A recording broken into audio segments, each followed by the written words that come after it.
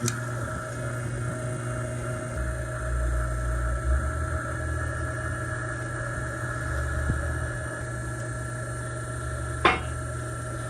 it going, guys? Welcome back to the channel, Pete's Carport, and welcome to the second video featuring the new to me 1989 Honda Accord LXI that in the first video I drove back to Miami. Now this car is a very rare car. It has extremely low miles considering the year at 38, well now 39,000 miles since we did drive it back from Miami, and we drove it back with almost no issues, at least no major issues. Now there are some issues and we definitely have to do the maintenance, and that's the first thing we're going to jump into, is try to fix all the things wrong with it mechanically and also change out all of the fluids.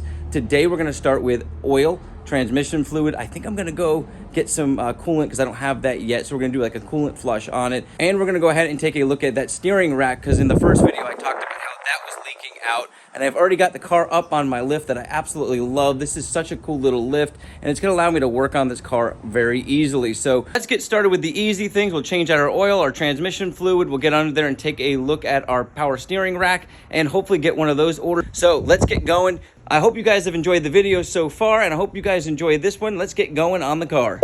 So these are the fluids that I've picked up so far. So Mobil 1 full synthetic 5W30, that's what the car calls for. It doesn't take much, like 3.7 quarts, so this should be plenty. A Mobil 1 filter that came with it, and some transmission fluid. Now the debate is, should I have gotten Honda transmission fluid? Probably, but this is what they called for at Advanced Auto, and it does well exceed the original Dextron 2 I think they called for. This is Dextron 6, and this is what they have listed on their site to use in the car. So I'm going to use it. Right now I'm getting a little bit of a hard shift. Now I know that's not out of the norm for an older car, but I want to see if we can smooth those shifts out, make sure we have enough fluid in there in case it's leaked out over the years, and go ahead and refresh that. And I think it only takes about 3 quarts of this, so this should be plenty too. On top of that, I want to go ahead and probably flush out the coolant, so I got to go grab some coolant for it.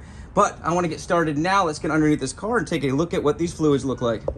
So you've got a 17mm drain plug here. There is some seepage around here, so I don't know if it's coming from the oil pan gasket or if it's coming from the bolt here, but we'll wipe this whole thing down and we'll keep an eye on it. I don't think this car is losing too much oil because I haven't noticed that since driving it around town, but let's go ahead and pull that off and see what our oil looks like. Ooh, that's on there.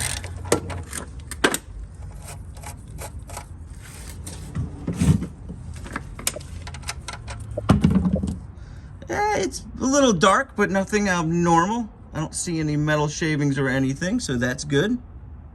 Let that all drain out, and we'll go ahead and take a look at the transmission fluid. Probably pull that out as well so we can drain them side by side. And to drain the transmission, use a 3/8 inch socket head. It's a square bit there. I'm gonna go ahead and break that loose, and then I'm gonna try to catch that separately.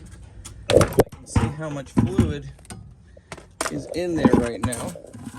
That way I know how much to at least add to get it to where it's at, and it might even be low because of that hard shifting. So let's go ahead, pull our bolt. I got a clean bucket up underneath here, and fluid actually looks pretty good, so it doesn't look bad at all. Now you can also use a magnet up in there to catch any shavings if you suspect any shavings in there. But the fluid does look pretty clean, so I'm not too concerned with that, especially with the mileage on this. So our oil finished draining off, and our filter needs to be removed now. It's located right above the pan. Now I'm looking up in there, and that pickup tube, there's a hose on there, and it looks like there's a little bit of seepage on there. I don't know if you can see that, so I probably want to swap out that hose. I don't think I'm going to do it right now. I just want to get this oil changed so I can test out this car a little bit more, make sure everything's running good once we get that PCV valve changed out, and then we'll probably go back and fix that. Now our steering rack, you can't see it from over here, we'll take a look at it in a little bit, is just draining out. The boot is completely torn. I can see seepage over even on this side, probably from some of the hose lines up under here. So we're gonna have to investigate that, and it's probably gonna be a fair amount of work to get all that fixed up. Maybe we have to change out some hoses, definitely the steering rack.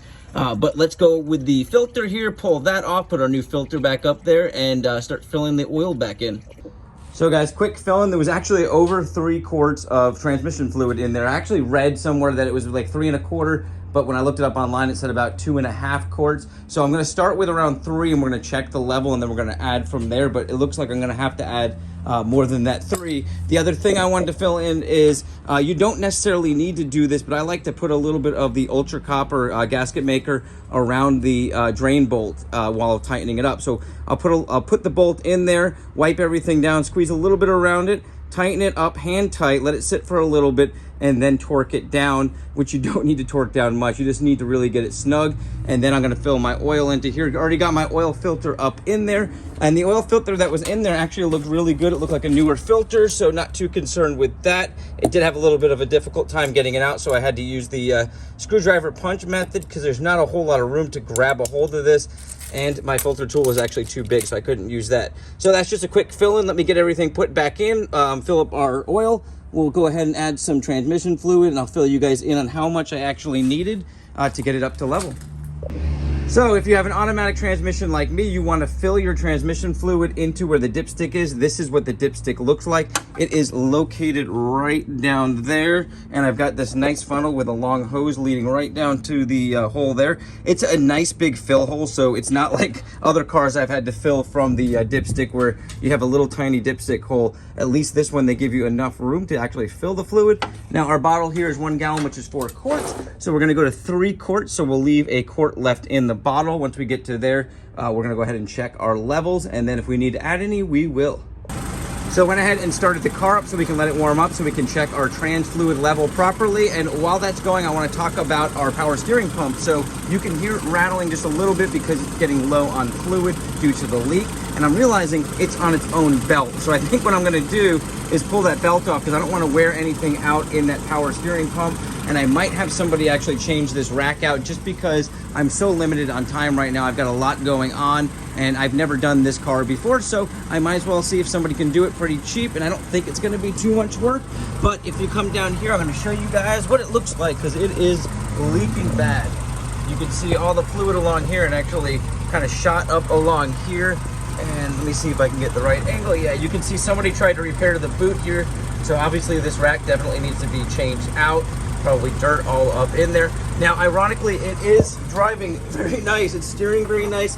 The alignment is definitely off, so that needs to be fixed as well, but it doesn't have any weird play in the steering. There's no weird feel to the steering. Obviously, I don't have the power steering, so it's a stiff steering when you're not moving, but when you're driving, it actually drives really nice. It has very directive steering, so I'm not too concerned with it right now. What I'm gonna do is take that belt off. This way I can kind of test drive everything, fix all the little things, and then eventually get this into a shop to have that steering rack changed out, or I might change my mind and do it myself. Depends on if I have enough time and the parts are readily available. So let's go ahead now and check our trans fluid and see where it's at. So guys, I let the car warm up and I've checked the level a couple of times and it seems like it's a little bit high. I would say maybe a half a quart high, and I put right around 3 quarts in there. So I'm guessing maybe somebody actually added some extra fluid in here along the way and put too much, which can make it shift wrong, at least with other cars I've owned. So I'm gonna go ahead and probably siphon out a half a quart. I really should have just put 2.5 in there and check the level. I'm thinking that online, if you check it, it says it's about 2.5 quarts if you just drain it from the plug. So just go with that. I would say add about 2 to 2.5 and check the level, but don't add 3 like I did if you're doing this job at home. So I'm gonna siphon out a little bit like I said. Well guys, I was actually checking the transmission fluid in properly. From what I've always known, you check the transmission with it warmed up, with the car running.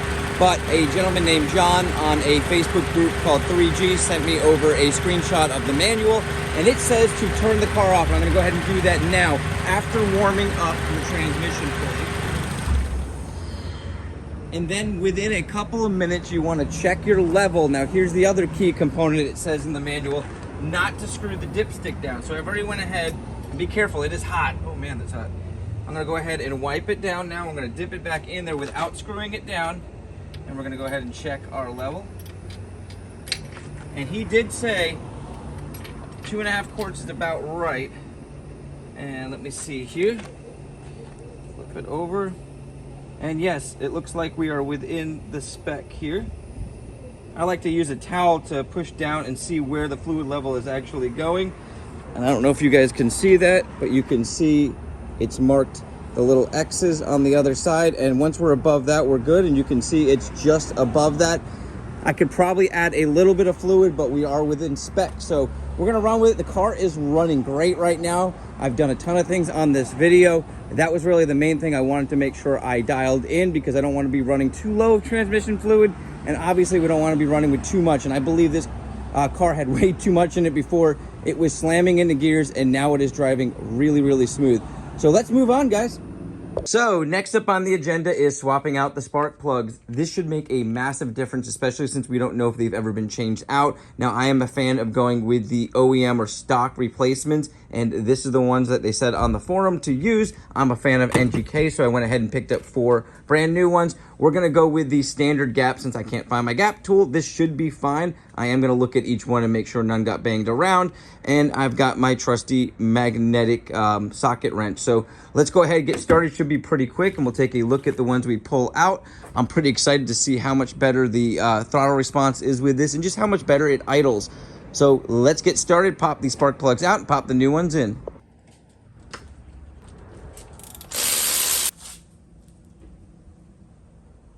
And these are NGKs. They are BPR 5EGP.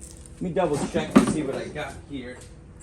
So the ones I picked up are a slightly different code on there. It's the 5BPR 5EY. So slightly different. But like I said, these are the ones that I found on the forum for the stock replacements. So we're going to throw those ones in. I don't think these are the stock ones, but they are pretty caked up there. So let's go ahead and swap them out.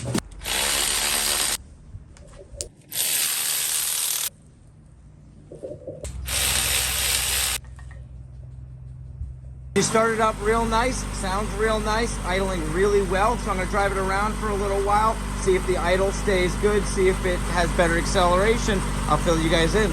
So guys, the last thing I'm gonna do on this video is change out the stock air filter. I wanna keep everything as stock as possible on this car, and I love that this still has the stock box, because so many people change those things out, and I wanted to make this car as original as I could. Now with that said, it was unbelievably difficult to find, at least locally, an air filter to fit that air box. So Advance Auto didn't even have one that they could order in their system. And then I went to O'Reilly's, and it was about a week and a half out before they could get me one. And then I got lucky. I went to AutoZone, and they had one that they could ship over from another store. And you're gonna see why I needed to get this air filter as soon as I could. Now, I do plan on ordering a few extra backups online, but this air filter is falling apart. I did get a chance to drive this car back to the house to test out some of the other upgrades that we did, and it is driving really, really good. Now, the downside is I did start to smell a little bit of fuel when I pulled up. I took a look at my fuel injectors, and I believe this one over here, let me see if I can get in there. Well, there is a little bit of goo on the side, and you can see that it is losing a little bit of fuel on the side of it. And I think this other one is starting to leak as well. So I already got online, ordered in new fuel injectors. I know you can rebuild these, but I figured for the price of the new ones, went ahead and got them on Rock Auto. They'll be here in about a week, and I'll go ahead and do that on the next video. Now, I also said I was gonna change out the coolant and do a coolant flush. Did not get around to doing that, but I did go down and purchase this cooling system cleaner. This is a really good cleaner. It removes pretty much everything in the system.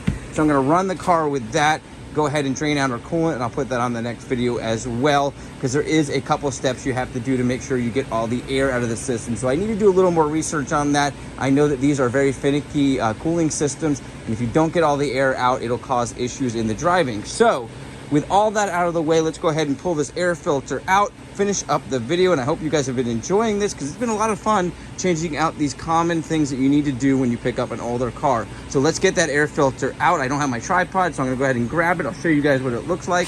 Pretty easy to get out too. You just gotta unclip your clips. There's a couple down below on both sides, and that's about it. I already went ahead and unclipped them. Let's see if I can get this out with one hand. Let's see, and I can show you guys where I mean the filter is basically falling apart here. And let me see if I can get it out. And it fell apart as I was pulling it out, as you guys can see here. It doesn't seem, oh, it's completely ripping. And you can see here the age got to it. It's not super dirty, but it is basically done for. It fell off this plastic here. All the glue came apart. Our new one, let me pull it out. Kind of looks identical, but a lot newer. Kind of looks identical, but the paper part of it is pink. Kind of cool. So let's go ahead and slide that one in, and that should do it for the video, guys. You have an awesome day, a blessed week. I can't wait to show you the next video.